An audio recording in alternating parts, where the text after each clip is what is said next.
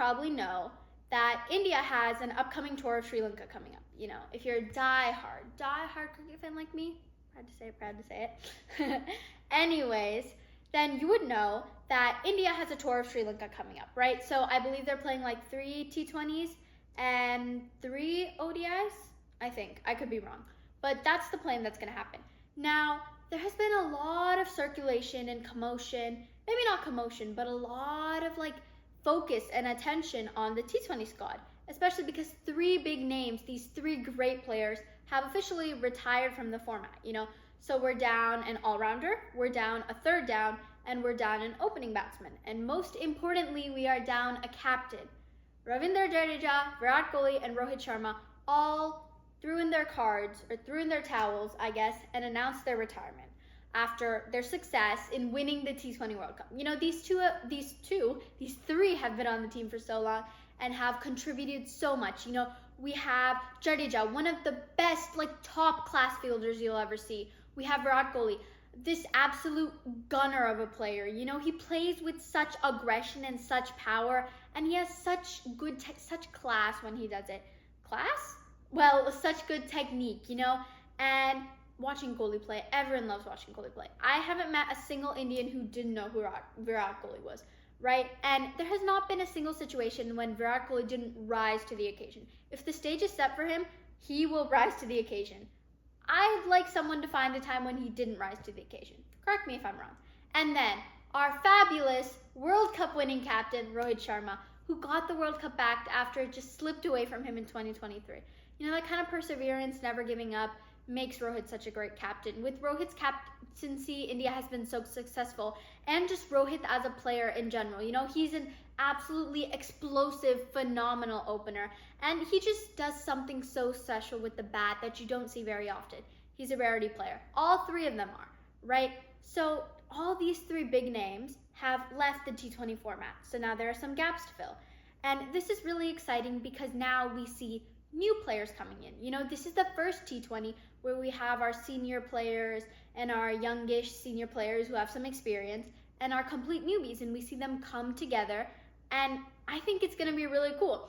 You know, one could argue that, oh, well, we've kind of seen this happen before with the Zimbabwe series, but I don't think that's really true because that was all a squad of young players, you know, who would come fresh out of IPL, like Abhishek Sharma, Riyan Parag, Rutraj Gaikwad, Shubman Gill, Yashasvi Jaiswal. You know, I know some of these players have played for India before, but they aren't like constantly on the team. And yes, they are successful. Some of them have more seniority than other youngers, not top seniority, but you know what I mean. So this is the first time we're going to see all these teams fill together, and I think it'll be really interesting to see how that plays out. Now, let me just talk about who I think will fill the roles. Now, India had a very successful series against Zimbabwe, I would say. I think they played great. 4-1 is great. The first win was a little bit of a blow, but then India rebounded great. You know, I think we can see some players starting to slip into the T20 format. Now, the biggest thing, the biggest controversy, not controversy, but biggest discussion that has been going on is who is going to success Rohit Sharma, who's going to be his successor. You know, after you have this World Cup winning captain, who's going to come next in line, right? Because we don't have a captain in the T20 format anymore. So a lot of, you know, speculation was on Hardik Pandya, because Hardik Pandya did great things for captain as Gujarat. You know, that's a positive thing on his record. He was vice captain this series, and he's captained India before, right? As most players who are in line for captaincy have captained India before when the captain wasn't available and whatnot and stuff. But he did have a little bit of an issue with the Mumbai captaincy thing, so I guess one could hold that against him. But I don't think that would really be fair because that was just a bad transition and that wasn't really Hardik's fault. Another option whose name has been brought up is Suryakumar Yadav. Now, Suryakumar Yadav has also captained India before. I think he captained Mumbai a couple of matches when Rohit Sharma was injured and whatnot and stuff.